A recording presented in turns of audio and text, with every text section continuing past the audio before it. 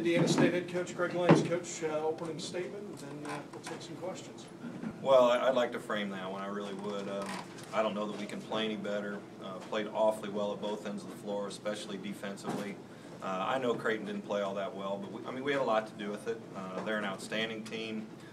They're very well coached. They're as good as any team I've ever seen in the Valley. We have tremendous respect for them, and we know, how talented they are. And our guys, I got to give Dave Ragland, who had the scout, a lot of credit. He had them very prepared for everything they did. Guys really followed the game plan defensively and offensively. I just really, our mistakes were minimum. We never really gave them a run, and I think we beat one of the top teams in the country. Greg, you pride yourself on having defensive teams. Is this the most proud you've been walking off the floor with the defensive effort you saw tonight? It's pretty good. It's pretty. I don't know if it's the best ever, but that's the leading offensive team in the country, and we really played well against them. I don't think we gave them any really easy looks, anything open, and that's what we wanted to do. We wanted to make it awfully difficult for them to get an easy look, take a contested shot, and only give them one. They only had 6 offensive rebounds. It just again, I know they didn't play their best, but our defense was awfully locked in tonight, and that was by every guy that played. You talked about yesterday we talked about getting a good start. Defensively, certainly a very good start, forcing so many turnovers, getting those points, but offensively as well, really setting the pace. Happy with that? Yeah, we got 8 turnovers, I think, at half, and they're one of the top assisted turnover teams in the country, and we didn't have any. We wanted to be really efficient on offense, so we didn't give them anything in transition, and not turning it over really helps a lot on that.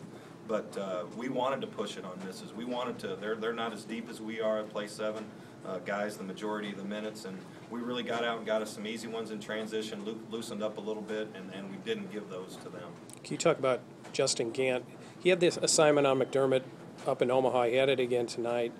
It kind of starts with him first. I know it's a lot of help defense too, but can you talk about what trouble he gave Doug? We have an award we give. We'll just call it an award. We give the defensive player of the game, and Coach Ragland gave it to him tonight. Justin got frustrated, missed a tip dunk, missed a couple easy ones in there, but I told him I didn't care if he scored at all, just don't let Doug get going. And he got help, there's no question, but Justin did a terrific job, and I don't think Doug he didn't get an offensive rebound, so that's really working. Got to guard him with a guy and a half, 2 guys, but there's so many good three-point shooters on there, you just can't do it. So Justin was outstanding on the defensive end. The difference between this game and the last game is he also did a good job in Eshenique in the paint, and again, it was a lot of help. I know there was a stretch in there where Jay Kitchell in particular had a good stretch of defense against him. Talk about limiting both of their big guys this time as opposed to... They killed us there. I mean, they absolutely killed us, and we wanted to protect the paint first, start your defense inside out. Kitch did a tremendous job, and that was something I noticed.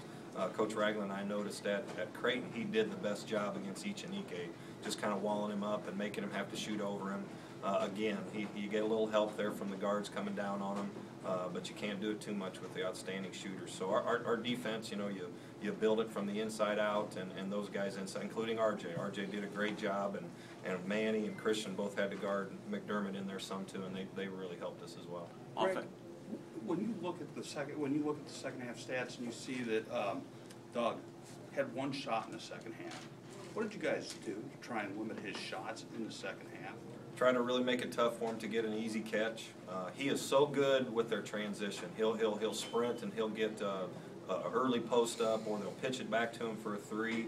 We just wanted to stay attached to him. I mean, he's a first-team All-American. I hope he gets Player of the Year in the country, and he's relentless. But we just helped and kept fresh bodies on him and switched up on him and did different things. But he got 10 shots, and that's not, he usually gets more than that, and he only made 3 of them. So the guys that were on him did an outstanding job, and our help guys were always alert and always in tune to be there on the catch.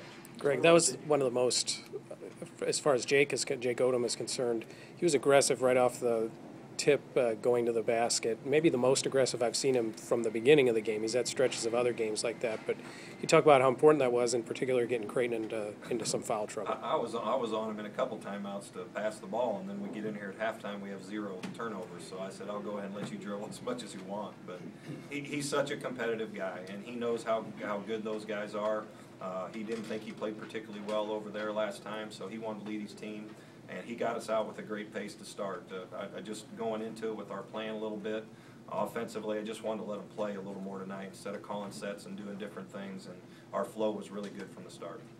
Talk about the pick and pop offense. It seemed every time you guys set a high post screen, there was a guard leaking out and had a wide open three. Yeah, we're pretty good at that. Obviously, when you get the ball in Jake Odom's hands, and DeJuan and Devontae, they do a really good job, and RJ and Kitch and Justin can all stretch the floor. We like to do that, and especially with a guy like Ichinike in there and Artino, you have to force their hand a little bit of how they're going to guard it. Now, Ichinike is good enough to switch and keep the guard in front of them, and they put their guard on a big, but we got a few open ones on that tonight. Since Saturday, you've said that this might be one of the best teams that's ever come into Holman Center. With the way you guys played tonight and the games you've seen here, is this maybe one of the best performances you've seen by ISU? It really is. I mean, I can't remember, my memory's pretty bad anyway. I can't remember what we did in the first half, but that's as good as we've played. There's no question. The guys were terrific at both ends of the floor, and again, Creighton didn't play their best, and I like to think we had a little something to do with it. They're going to be just fine. They're still one of the best teams in the country, and they'll learn from this and move on. And it was as good as we've had, no question. Anything else? Coach, thank you.